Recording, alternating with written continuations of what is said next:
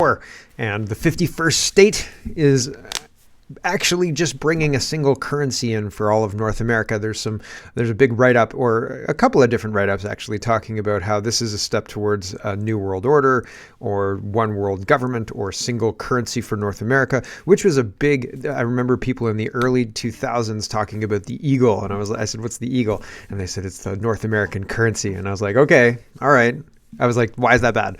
And they were explaining it. And now I understand why it's bad. But at the time, I couldn't see the dangers of having a fully integrated North America, et cetera. And people, it's funny, like Klaus Schwab says, I want to put a brain chip in your head. And people are like, ooh, that's bad. Elon Musk says it. And people are like, okay, sign me up. So Donald Trump says it. And people are like, all right, 51st state. And whereas anybody else says it and it's bad. So it's interesting. It's interesting to pay attention to that kind of stuff. Is it actually a next step to the NWO? I said the other day, Trump would go down as an historic president if he could buy Canada and Greenland and Panama, or the Panama Canal, have that returned to U.S. sovereignty. And I meant that. I think that that's still accurate, but I don't think that I support it, because it is another step towards just erasing Canada and erasing sovereignty, et cetera, et cetera. And that's bad. Like, it would be bad. It would be a step in the wrong direction, I think. So we'll see how this whole thing plays out. But I think we should take Trump seriously. Elon-Gate is here. So we'll talk about that. H-1B visas, and Elon Musk is using the Tropic Thunder threats or rhetoric, et cetera, and that's funny. The part where Tom Cruise tells the guy to F off and stuff, like, it's pretty funny. So Elon Musk channels that. But the public hates Trudeau. We're going to start there. There's a video of a woman in BC telling Trudeau to get out of BC, which is great. And it's not easy to do, so we'll talk about that. Finance minister who has breached ethic laws in the past has stayed at an Irving's house. And that's weird. Nothing to see there, right? Like, ethics schmethics. I'm just going to hang out with this friend of mine who also happens to own all of the gas and et cetera, for Eastern Canada. Nothing to see there. Everything's fine, right? Canada no longer buying battery plants, so that's interesting. Danielle Smith confirms drones for Border Patrol. I knew it. And the U.S. is sending $1.25 billion to Ukraine before Trump gets into office. And remember the rage index? I reported on this the other day, but True North is reporting on it again today and saying Donald Trump is the reason Canadians are angry, which is the most ridiculous thing I've ever heard. Donald Trump is not the reason Canadians are angry. Here's Exhibit A for who people in Canada are angry at. It's not Donald Trump. It's a Canadian. Who's the Canadian? Well, the leader of the country. That's the Canadian. And this woman was in BC, and she said, "Oh my gosh, there's Prime Minister Trudeau. I've got to talk to him." And here's how it went. Here we go. Mr. Prime Minister. Yeah. Hi. Please get the fuck out of BC. Have a wonderful day, ma'am. Yeah, you suck. You suck. That was the cherry on top, right? Good for her. It's not easy to do this kind of stuff. It's the whole video. Vote Canada posts the whole video, and it's 30 seconds. And like the preamble to this, where she knows what she's going to do, I think that I would have butterflies in my stomach. It would be a difficult thing to do. I've seen other people approach Trudeau and tell him that he's an idiot and tell him that he's, getting in people's way and so on and so forth. Stuff like this, hard to do, but these people need to hear it, unfortunately, because apparently they can't read a newspaper or they don't watch my show. I don't know. I think Justin Trudeau does watch my show, and he got mad at me for calling him a potato-headed idiot. Here we go.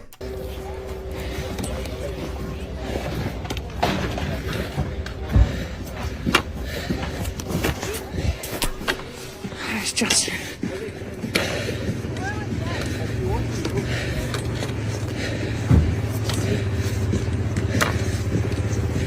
Mr. Prime Minister. Yeah.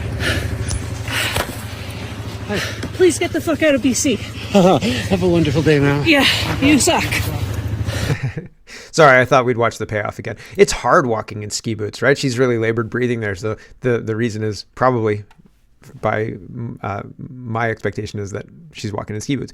So pretty interesting stuff. Brian Lilley's getting in on this, not on that video, but just on the general hate of Justin Trudeau and not Donald Trump. Brian Lilley says it's hard to explain what a threat to Canada's democracy Trudeau is because most media fail to do their jobs. He ignores the will of the House, ignores the ruling of the Speaker, moves tax changes without a vote, uses executive orders over legislation. So executive orders, he's talking about gun grabs and the gun bans that he's done through orders in council. Tax changes without a vote is the new capital gains tax being pursued by CRA without it passing the House. Ignoring the ruling of the Speaker is due to him, the Speaker saying you need to produce these papers unredacted so the House can do with them what they will. And the House has agreed, et cetera, and we can't do any business until you do this. And he's ignoring that, and he ignores the will of the House. That's the same issue, I think. So it's interesting. Very interesting what's going on. Brian Lilly's putting some meat on those bones, talking about how terrible Trudeau is, despite him talking about how terrible everybody else is with regards to democracy and listening to people and following the rules and things like that. Andy Lee is responding to Dylan. Dylan says he's going to be in power for one more year. Speaking of Trudeau, Canada is already broken beyond repair now, let alone after one more year under the idiot's leadership. And Andy Lee says, I don't think he's going to last that long. And so she's reminding people that the Foreign Interference Committee has a mandate to have their report tabled by January 31st, 2025. So that's a couple of days from now. And it says the government of Canada has granted the Foreign Interference Commission an extension for the delivery of its final report, which will now be delivered no later than January 31st. I don't know if this is the body that Andy Lee is submitting information to, and if she's going to start dropping public information after that report is tabled. Presumably that report will be tabled January 31st and not get another extension, but who knows, right? Who knows? So we'll see. We'll see if Andy Lee's prediction is correct, that this report will lead to or add another brick in the wall of Justin Trudeau's downfall. We'll see. We'll see. I'm not sure. This is a public announcement, public safety announcement, public whatever, where if you have elderly parents or if you have anybody who may be at risk of being manipulated like this, warn them now and maybe take steps like get a no soliciting sign, things like that. Warn them now. And like it would be terrible to be in a situation like this and not be able to really do anything to save yourself. So Shazzy highlights this crime that's happening in Ontario. Ontario homeowners losing their houses to door-to-door scams disguised as free government rebates. Fraudsters reap millions while victims face financial ruin. Here's what you need to know. The scam, fraudsters target homeowners with door-to-door offers for free services or renovations using fake government rebates or grants. The trap, victims unknowingly sign legal documents disguised as service contracts, but they're actually mortgage agreements. The fallout, fraudulent mortgages are taken out on the victims' homes, often with interest rates over 25%. Homeowners don't realize until they default or lose their homes. The victims, over 200 people across Ontario, have been affected, many of them elderly. Some have been forced to sell their homes, while others discovered the fraud only after loved ones passed away. So, unbelievable stuff, right? The scheme led to arrests across the GTA. Police have issued Canada-wide warrants for more suspects involved in this multi-million-dollar operation. So, yeah, how do you steal all of the wealth right out from under somebody's living in it, right? While you're stealing it out from under them, you fraudulently steal their mortgage and then take out another mortgage. That's all of the wealth made real money in your hands, and then you can walk away and they're stuck with this fraudulent mortgage and you don't care how it sorts itself out. Sorry about your luck. Bye. Right? And scary stuff, right? So I sent it to my parents yesterday. I said, don't sign anything at the door. My dad has a bad habit of wheeling and dealing with people, right? So it's like, oh my gosh, don't do that. So, and I mean, we have all sorts of protections in place for that kind of stuff. But still, right? You've got to warn people and you've got to let people know. It's like the phone scams, right? You send it around, and even if they're not susceptible, there was a phone scam before last year before, using AI voices where people would call other people. They do it on Facebook too, but they'd find actual phone numbers and they'd call other people, and they would have a situation where they'd say, oh no, I am your son or your daughter or whatever, and I'm in trouble. You need to wire me $500 like right now, but it'd be more than $500.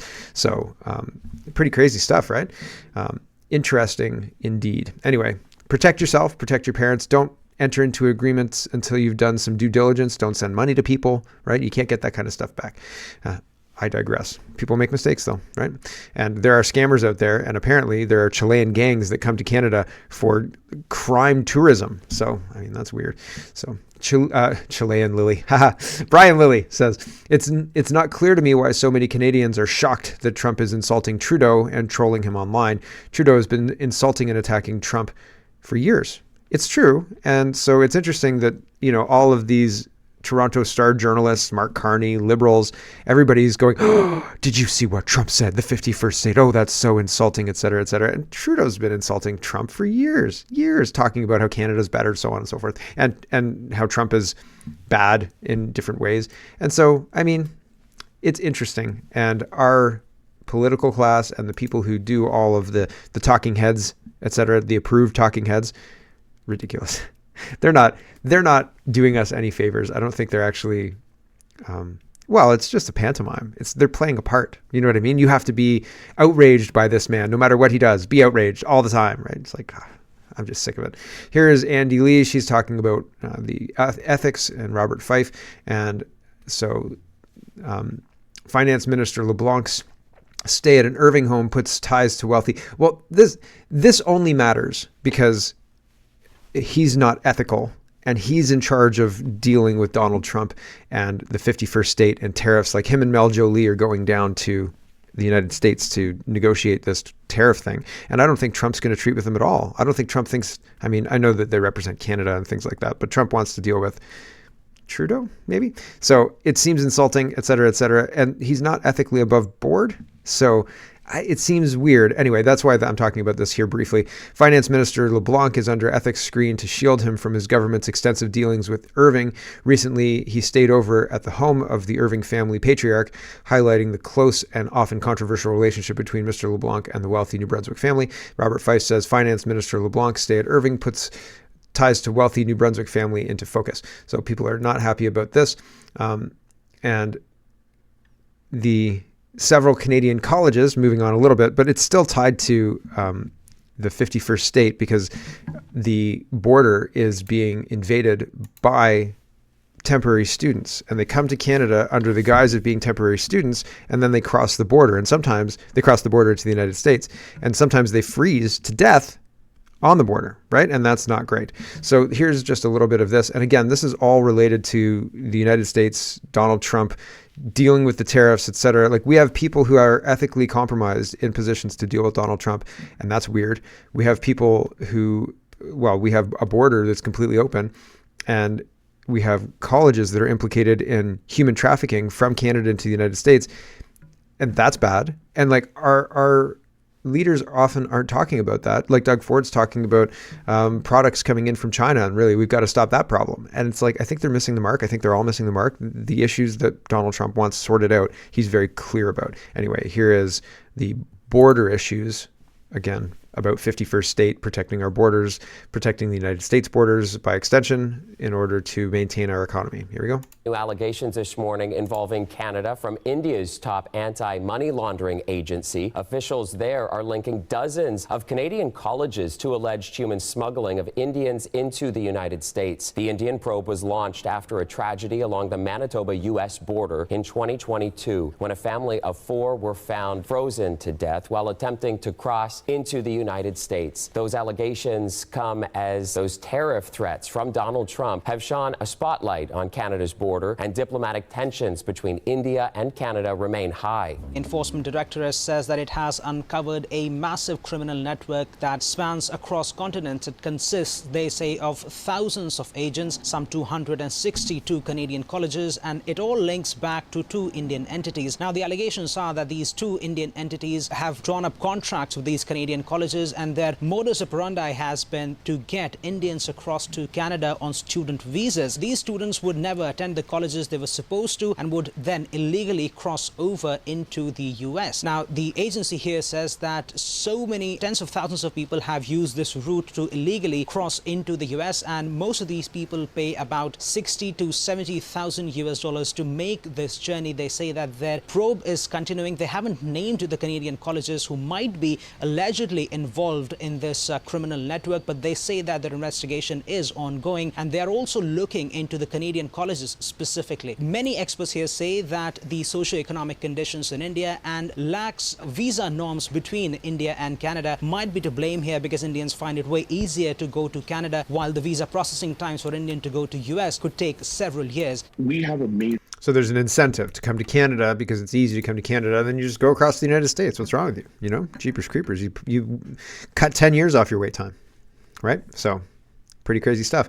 Danielle Smith is talking about this, and she says we're going to use Border Patrol drones. For real, in the first minute, here we go. This is a 5-minute interview on Fox News Business. Here we go. Top Canadian ministers are headed to President-elect Trump's home in Florida to discuss Canada's plan to secure its border as part of a bid to avoid sweeping tariffs. Joining us now is the Premier of Alberta, Canada, Danielle Smith. It's wonderful to have you on the program today. Thank you for being here. We've seen Canada already shift more officers to patrol the border in preparation for a new administration. We also know these Canadian ministers are in Florida having conversations. What do those conversations look like, given what we've seen over the course of the last 4 years?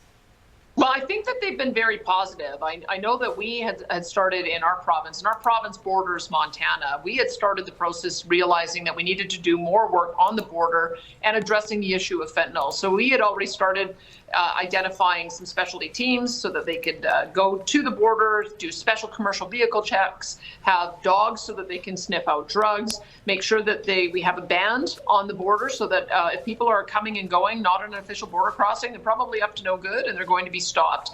And we also have a plan to put in some aerial vehicles, whether it's drones or some other kind of aerial surveillance. And I think you're going to see that is going to be built out over the rest of the country. The federal government announced $1.3 billion to be able to do it, and I think they're going to hammer down some of the details when Dominic LeBlanc and Melanie Joly visits Mar-a-Lago this week.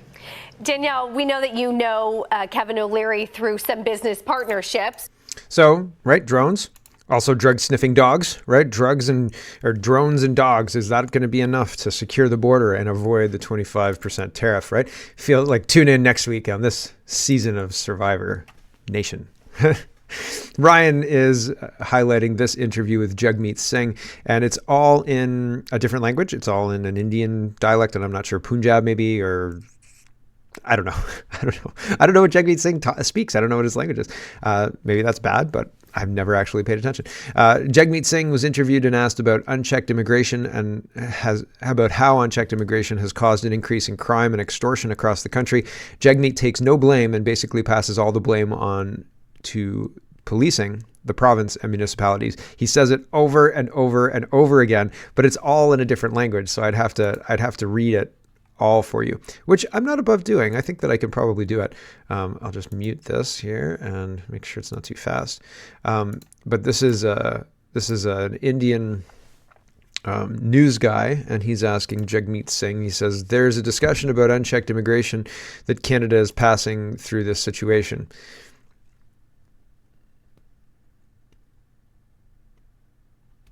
You said that the crime rate has increased. Canadians are not feeling safe all over Canada. Carjacking is uncontrollable. We've seen crime, extortion incidents are happening across Canada from BC to Ontario. So all the federal leaders of whichever party, what is their responsibility to Canadians? He says, so there's a difference between policing and national laws.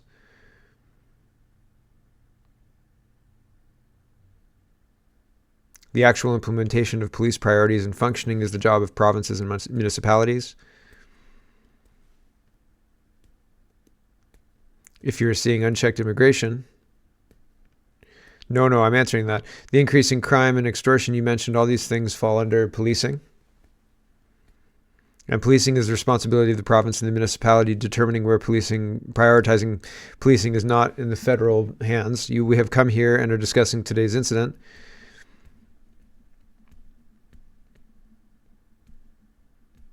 But my focus is on people saying they're not feeling protected and the government has the power to do something.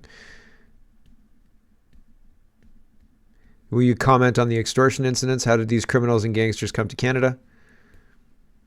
So this is a serious problem. We've heard recently this problem has increased, and some serious steps need to be taken.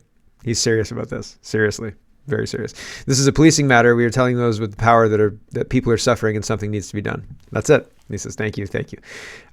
So I'm taking no responsibility. It's not my fault. What do you mean an increase in population has led to an explosion in crime? I don't know what you're talking about. Next question. The Patriot Voice says, I really do not like this whole Canada as the 51st state thing. If you've been paying close attention, this is just too on the nose to ignore. Let me explain why. If you recall, Justin Trudeau met with Biden and then President of Mexico back in January 23 to sign the Declaration of North America. This was not a widely publicized event, but if you watched my show, you knew about it. But certainly, Mary Ng went down, right? The Three Amigos conference, but certainly a significant one.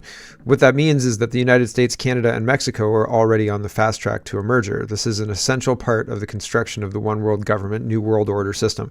This declaration lays out a deep cooperation between the countries. The leaders are determined to fortify our region's security, prosperity, sustainability, and inclusiveness through commitments across 6 pillars. 1, diversity, equity, and inclusion. 2, climate change and the environment. So those first 2 pillars are manufactured narratives built by falsehoods and lies and held up by money and incentives for broadcasting, education, healthcare, and other institutions that these people have control of. And they're pushing this through so they can maintain the narrative. Without that, nobody talks about it. Nobody gives a shit about it. In fact, meritocracy is what people prefer. You're the best bricklayer.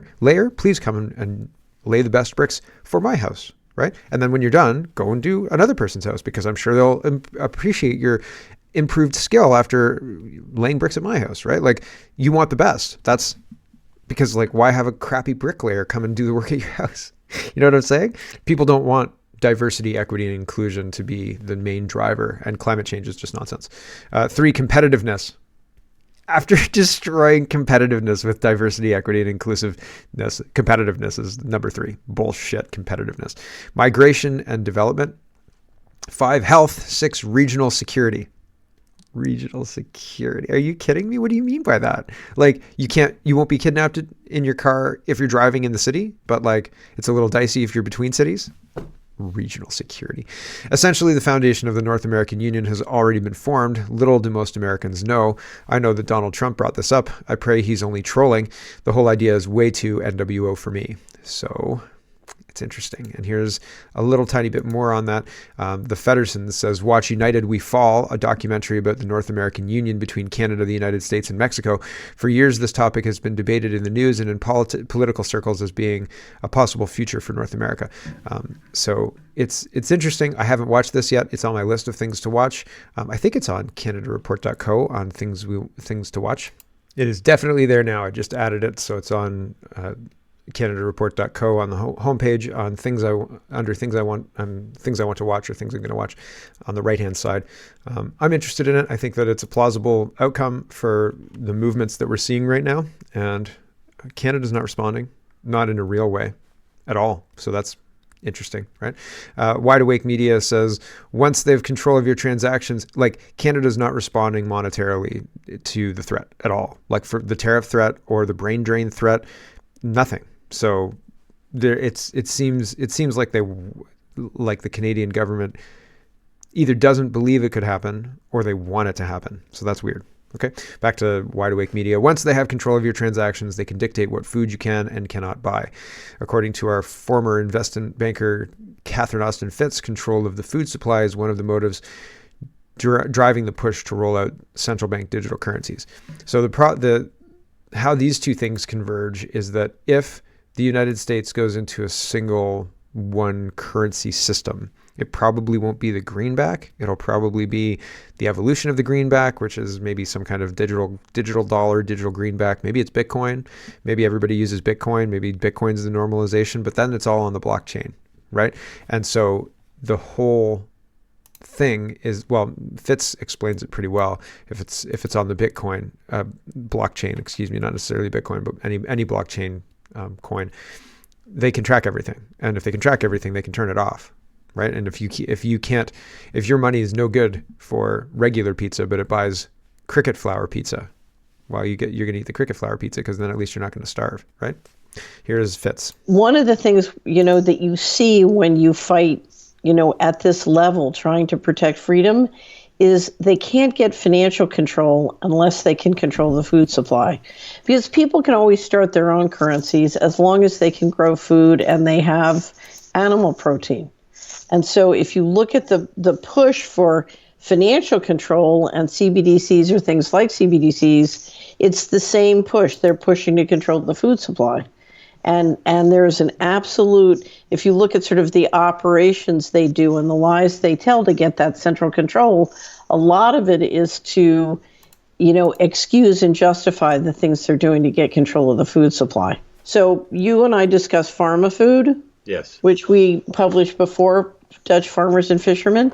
So this is an entire study on synthetic food, including lab-grown meat and insect-based flour. Bioengineered. It's basically the pharmaceutical industry taking over the food supply. So the idea is we get rid of farmers, we kill any naturally grown food, and we engineer food in manufacturing plants and laboratories. Here's what you need to understand. One of the reasons I'm working and I'm so committed to preventing financial transaction control is that is what they are planning on to feed you synthetic lab-grown meat.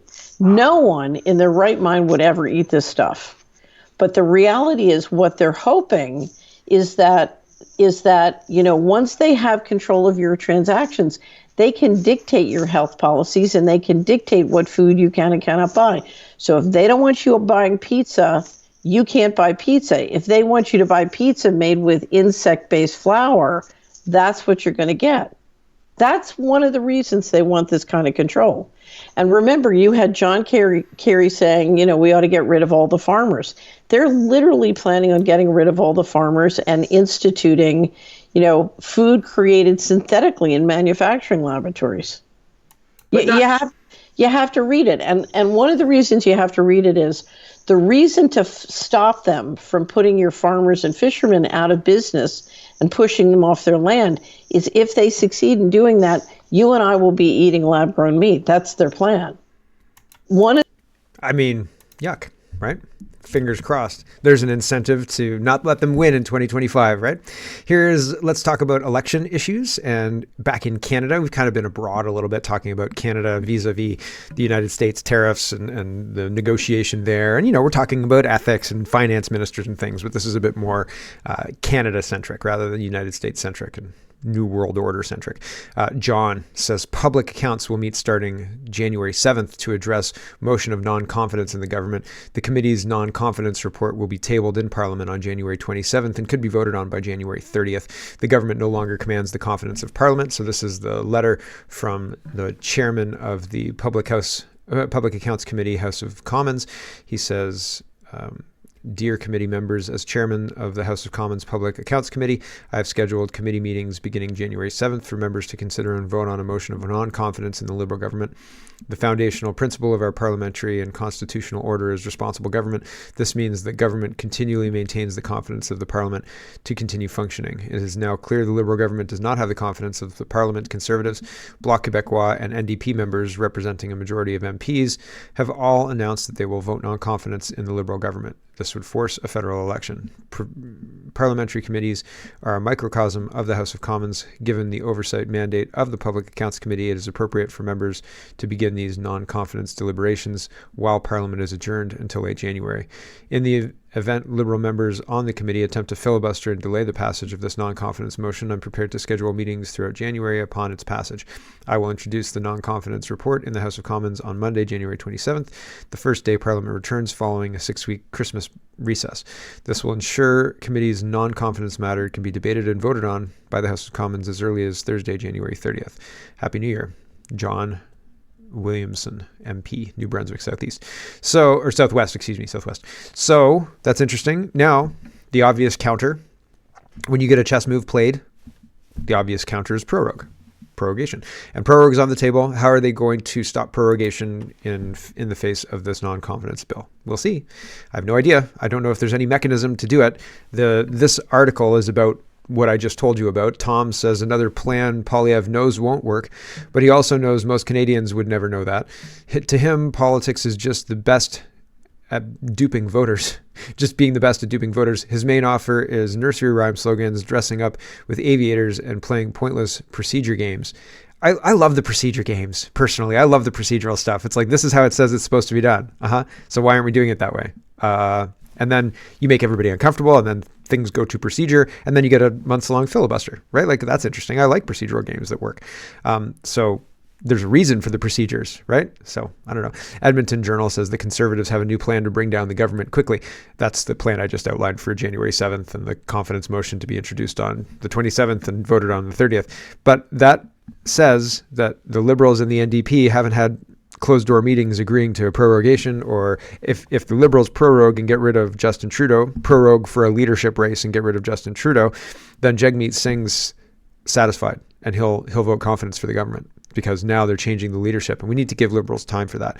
And I think by January 27th, I think things are going to be, I think the math is going to be changed in early January, because the Liberals, by not scheduling a sitting of the House to address the tariffs that are supposed to be coming in on the 20th, and by scheduling it 7 days after that to return to the House, I feel like they're setting themselves up to have to scramble, and they're going to have to scramble. And maybe they want Donald Trump to be their bad guy and to say, Donald Trump is the reason for our tanking economy, and he's the reason, and we have to fight him, and so on and so forth. But he just wants closed borders and to stop having drugs sent over his border, right? So like, I feel like that argument's going to fall very flat, and they're going to be scrambling to try and fix the mess that they're creating, while Donald Trump is replacing products that formerly Canada provided to the United States. You know what I'm saying? So I don't know. We'll see. We'll see if the math has changed. But at this point in time, we're not going to see any movement until January 30th. That's 10 days into tariffs, and there are going to be businesses who are screaming bloody murder. I'll tell you that right now. Holy smoke. Hello everyone, thanks very much for watching. This is just a short version of a longer show. If you'd like to get the whole show, you can go over to CanadaPoly.com and sign up for a subscription. Just look in the drop-down tab for Shop and Donate and look for subscriptions, and you'll get immediate access to the full show. Love to see you. Thanks for watching, everybody. Have a wonderful, wonderful